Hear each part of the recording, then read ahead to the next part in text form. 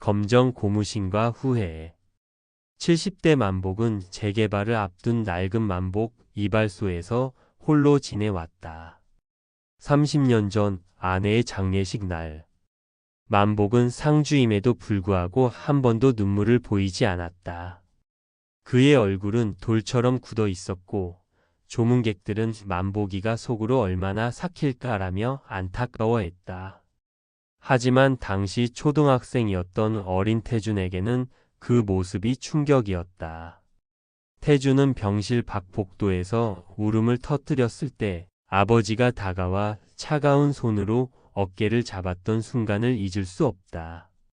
울지 마. 내 엄마는 이미 좋은 곳에 가셨다. 남자는 사람들 앞에서 우는 게 아니다. 아빠는 안 슬퍼요? 만복은 그 질문에 답하지 못했다. 아니, 답하지 않았다.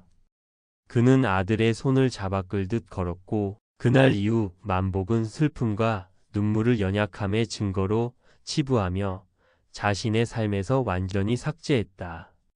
슬픔을 드러내면 무너질 것 같았고 홀로 남은 아들까지 지켜내기 위해서는 강해져야 한다고 스스로를 세뇌했다. 하지만 그 강함은 태준에게는 무시무시한 벽이 되었다. 장례식이 끝나자마자 만복은 이발소를 다시 열었다. 그는 마치 아내가 죽지 않은 것처럼 평소와 똑같은 일상을 반복했다. 이발소 구석에 앉아있던 어린 태준이 조용히 울음을 삭이며 만복을 바라본다. 아빠, 엄마 보고 싶어요. 만복은 가위질을 멈추지 않았다. 학교 숙제는 다 했나? 숙제부터 해. 엄마 생각한다고 엄마 돌아오나. 만복에게는 이발소 일만이 현실에서 도피하고 아들을 책임지는 유일한 방식이었다. 그는 태준의 학교 숙제, 용돈, 옷가지 등 모든 물질적인 책임을 완벽하게 수행했다. 하지만 태준이 필요로 했던 정서적인 위로는 단 한 번도 주지 않았다. 위로를 줄 생각조차 하지 못했다. 만복은 그저 아들이 힘들다, 엄마가 보고 싶다, 무섭다고 말할 때마다 세상은 원래 힘든 거다. 내가 이겨내야 지라며 오히려 아들을 밀어내기만 했다. 태준은 일 밖에 모르는 아버지를 기쁘게 하기 위해 공부를 악착같이 했다. 아버지로부터 받을 칭찬과 사랑에 목말랐다. 그러면서도 아버지가 원하는 강한 아들이 되려 노력했다. 중학생이 된 태준이 전교 5등이 적힌 성적표를 들고 온 날, 만복은 신문을 보며 그래, 열심히 했네 라고 대수롭지 않게 넘어가려 했다. 아버지, 잘했죠?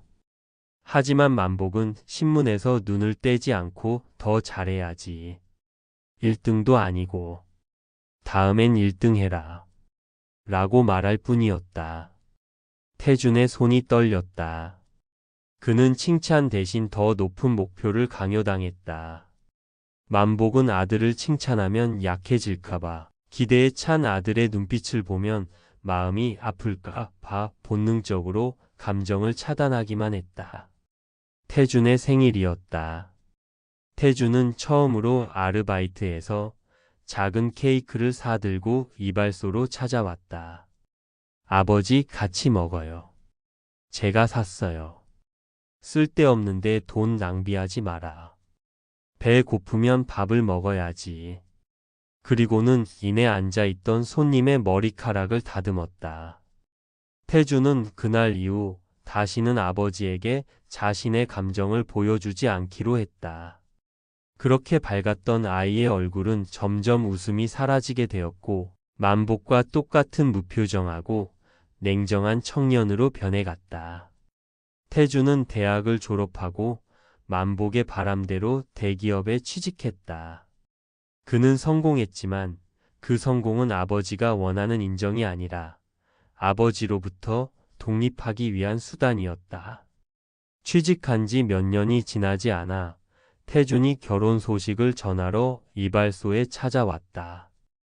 오래간만에 제대로 나눈 듯한 대화였지만 대화는 몇 마디를 넘기지 못하고 깨졌다. 아버지, 저 결혼합니다.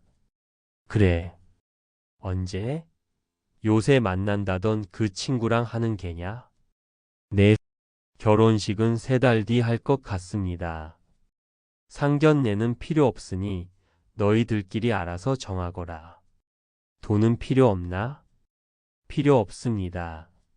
저희가 다 알아서 준비했습니다. 만복이 청첩장을 받아 무심하게 탁자에 던지는 순간 30년간 억눌렸던 태준의 모든 감정이 폭발했다.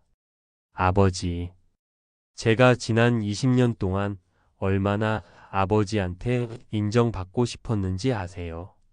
엄마 돌아가신 날부터 아버지는 저를 단 한 번도 안아준 적이 없어요.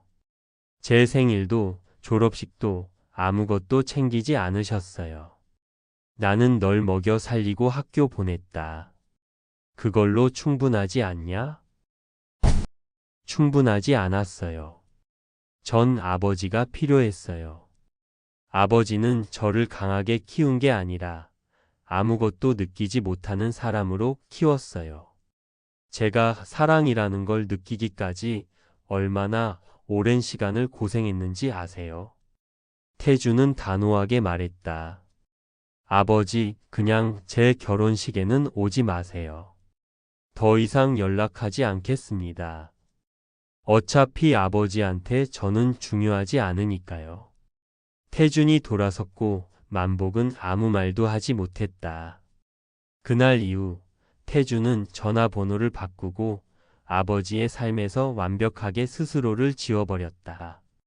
만복은 아들을 잃었지만 스스로의 방식을 정당화하며 고독한 이발소에 홀로 남아 침묵 속에서 세월을 보냈다. 그 침묵이 아내의 편지를 발견하기 전까지 그들의 삶을 지배하는 유일한 언어였다. 이발소가 철거되기 직전 만복은 오래된 이발소를 정리하러 마지막으로 오래된 이발소의 문을 열었다.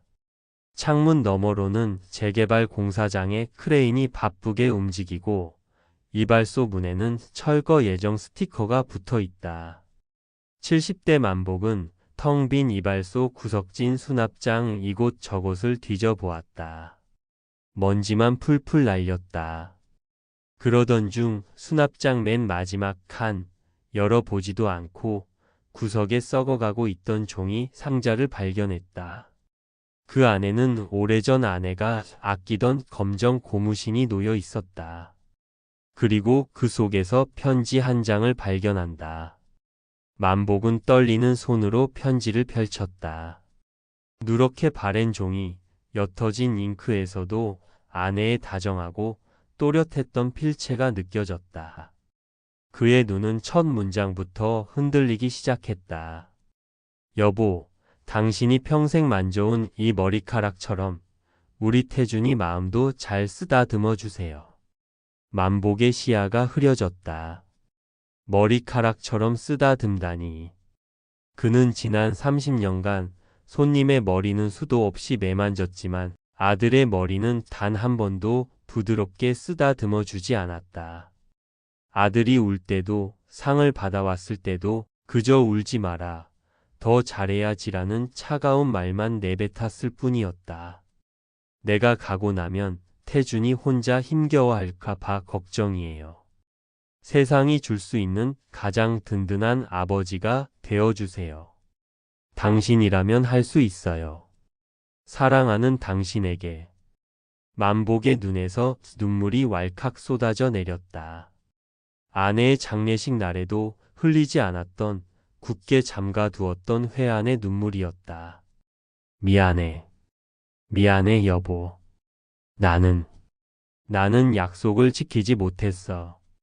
나는 그 녀석의 슬픔까지 외면했어. 그는 이발소 바닥에 주저앉아 고무신을 꽉 껴안았다. 낡고해진 고무신은 아내의 마지막 온기를 담고 있는 듯 했다. 아내의 마지막 유언이 그의 30년 세월을 무너뜨렸다. 그는 이제라도 늦지 않았기를 바라며 온몸을 떨었다. 아내의 유언을 지키지 못한 죄책감과 아들을 잃었다는 회한이 만복을 덮쳤고 그 죄를 씻기 위해 그는 자신의 모든 것을 바칠 준비를 시작했다. 편지를 읽고 아들에게 속죄하기로 결심한 며칠 후 만복은 병원 진료실에 앉아 있었다. 만복님, 폐암입니다. 이미 3기에 접어들었습니다. 지금부터 치료를 시작해도 6개월에서 1년 정도밖에 시간이 남지 않을 것 같습니다. 만복은 충격을 받지만 곧바로 평정을 되찾는다. 그렇군요. 치료는 필요 없습니다. 가족에게도 알리지 말아주세요. 병원 복도. 만복은 아내의 편지를 꽉 쥐고 재개발 서류를 꺼낸다. 시간이 더 없구나. 든든한 아버지가 될 시간이. 이걸로라도, 이 아파트라도 온전히 남겨줘야 해. 만복은 급하게 지인을 통해 법무사를 소개받았다. 그리고 법무사 사무실에 앉아 있다. 수척해진 모습이 역력하다. 재개발할 아파트 증여를 부탁드립니다. 최대한 빨리 진행해 주십시오. 네, 증여인데 혼자 모든 걸 진행하시려고요? 아드님께는 연락드리지 않으십니까? 제가 지은 죄가 많아서요. 아들이 연락을 받을지 알 수가 없습니다. 직접 말하고 싶긴 합니다만 제가 직접 사과할 수 있을지는 모르겠습니다. 만복은 힘들게 증여 서류를 준비하며 아들을 위해 마지막으로 고독한 싸움을 이어갔다. 태준의 사무실. 어느 날 법무사에게서 연락이 왔다. 아파트 증여 서명에 대한 이야기. 필요 없습니다. 아버지가 알아서 쓰시라 하세요. 잠깐만요. 사실 태준 씨 아버님께서 많이 편찮으십니다. 혼자 증여 준비를 서두르시는데 제가 괜한 참견일 수도 있으나 혹시 한 번만 찾아와 주실 수 없겠습니까? 태준의 표정이 굳었다. 며칠 후 태준이 법무사 사무실로 찾아왔다. 문을 열고 들어가자 그 안에는 오래간만에 만난 아버지가 수척하게 앉아 있었다. 두 사람이 어색하게 마주 앉았다. 서류만 주세요. 저 바쁩니다. 태준아, 나 할 말이. 저는 할 말 없습니다. 지금 와서 사과라도 하시려고요? 그때 갑자기 일어선 만복이 바닥에 무릎을 꿇으려고 자세를 취했고 놀랄 태준은 그런 아버지를 말려 다시 자리에 앉혔다. 이제 와서 왜 무릎을 꿇으세요? 그리고 이제 와 미안하다는 말이 무슨 소용입니까? 전 이미 아버지 없이 사는 법을 배웠어요. 서류는 나중에 제가 다시 혼자 찾아와 확인하겠습니다. 태준이 문으로 향하려 몸을 돌리는 순간 만복이 그의 등 뒤에 대고 필사적인 목소리로 외쳤다. 태준아, 나 얼마 안 남았단다. 태준이 멈춘다. 그의 몸이 미세하게 떨린다. 나 폐암이야. 말기라더구나. 6개월에서 1년. 그게 전부란다. 태준이 천천히 몸을 돌렸다. 그의 얼굴에 충격과 함께 공포가 스친다. 냉소가 사라진 그 자리에 이를까 두려워하는 아들의 표정이 떠올랐다. 무슨 소리예요? 그냥 나이 들어 아프신 거 아니었어요? 암이라고요? 만복은 서랍에서 검정 고무신과 아내의 편지를 꺼내 건넸다. 만복이 눈물을 흘리며 말을 이어나갔다. 그래. 그래서 너한테 아파트라도 남기고 싶어 증여를 진행하게 되었단다. 그리고 여기 내 엄마의 편지. 내 어머니 부탁대로 든든한 아버지가 되고 싶었는데 하지만 나는 평생 내 엄마의 유언을 지키지 못했더구나. 태주는 검정 고무신을 보자마자 숨을 들이켰다. 그리고 떨리는 손으로 어머니의 편지를 펼쳐 읽는다. 우리 태준이 마음도 잘 쓰다듬어 주세요. 가장 든든한 아버지가 되어 주세요. 그 글귀가 만복의 목소리와 겹쳐 태준의 가슴을 때렸다. 태준이 흐느끼며 말을 꺼낸다. 엄마가 이런 말을. 그의 눈에서 굵은 눈물이 쏟아져 내렸다. 저도 어머니가 너무 보고 싶었어요. 근데 아버지가 자꾸 울면 안 된다고. 남자는 울면 안 된다고. 만복은 비틀거리며 아들 앞에 무릎을 꿇었다. 70평생 고집스럽게 서 있던 만복의 무릎이 바닥에 닿는 순간 태주는 30년간의 냉대가 무너지는 것을 느꼈다. 미안하다. 태준아, 정말 미안하다. 아버지가 잘못했어. 너무 큰 잘못을 저질렀구나. 내 마음을 몰랐어. 아니, 모르려고 애써 피했던 것 같구나. 내 엄마 마음도 짓밟았고. 태주는 울음을 멈추지 못하고 아버지의 어깨를 붙잡았다. 30년 동안 스스로를 가두었던 냉정함이 깨지면서 그는 처음으로 아버지의 여의고 수척해진 몸을 느꼈다. 아버지는 더 이상 자신을 밀어내는 강한 사람이 아니었다. 아버지, 이제야 저를 제대로 보시고 안아주시는군요. 두 사람은 30년 만에 처음으로 서로를 끌어안고 법무사 사무실 바닥에서 목 놓아 울었다. 아버지의 차가웠던 품은 이제 따뜻하지만 곧 사라질 슬픈 온기로 가득 차 있었다. 태주는 그날 이후 회사에 장기 휴가를 내고 아버지 곁을 지켰다. 태주는 아내도 데려와 아버지와도 제대로 된 인사를 나눌 수 있게 했다. 태준의 아내는 수척해진 시아버지의 손을 꼭 잡아들였다. 아파트 증여 서류는 뒤로 미뤄졌다. 이제 태준에게 가장 중요한 것은 돈이 아니라 시간이었다. 아버지가 입원한 병실에서 태준이 정성껏 밥을 떠먹여주고 있었다. 그 옆에 태준의 아내도 함께 와 둘을 돕고 있었다. 그런 둘의 모습을 보며 만복이 힘없이 미소 짓는다. 그리고는 만복과 태준이 나란히 앉아 낡은 앨범을 펼쳐 보았다.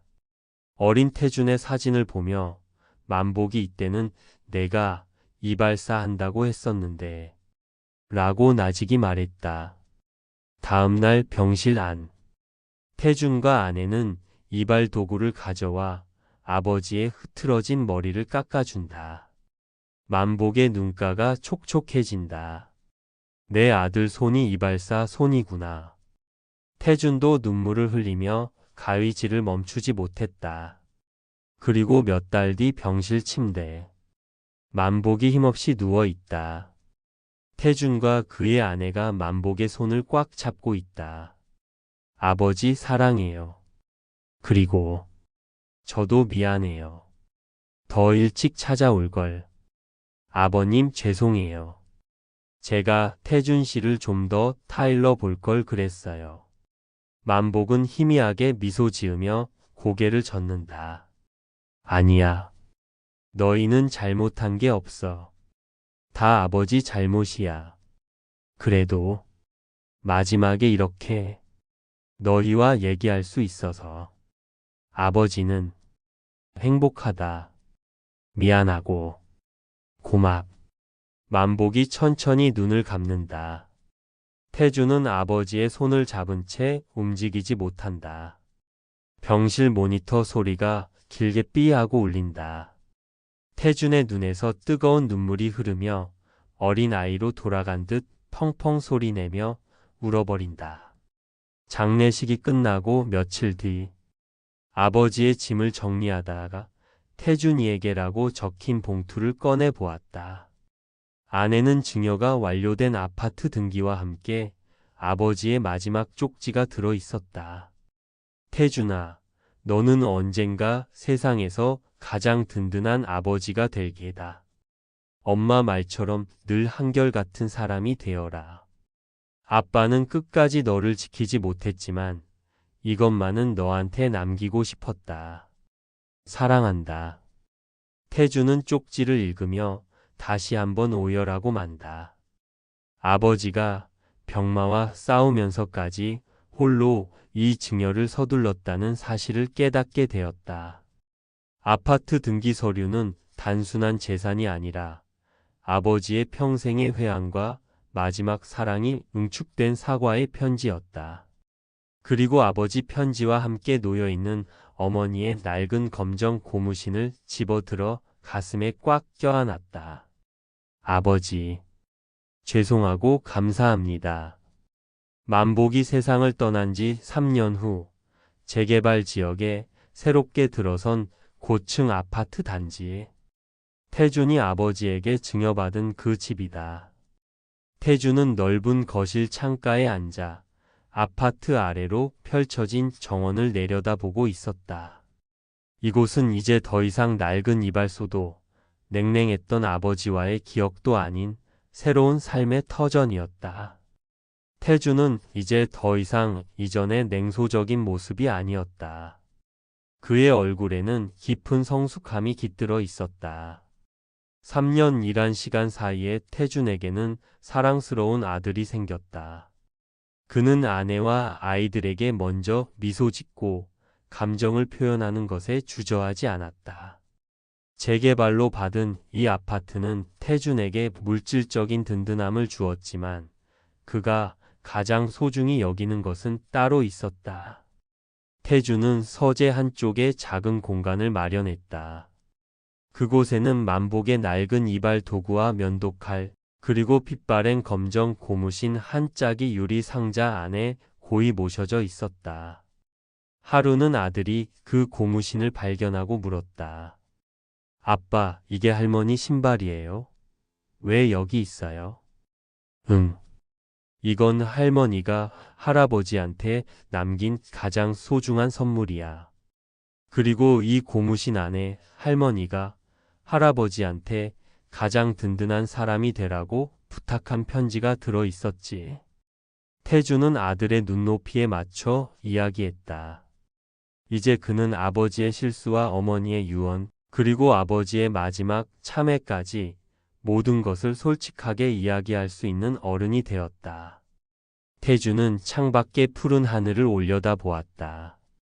아버지가 남긴 유산은 아파트 그 자체가 아니라 냉정한 아버지가 될 수밖에 없었던 지난 세월을 이해하고 스스로 용서받아 새로운 삶을 살아가라는 따뜻한 축복이었음을 깨달았다. 태주는 이제 두 분의 소망대로 가장 든든한 사람이 되어 두 부모님의 영원한 사랑을 가슴에 품고 살아갈 것이다.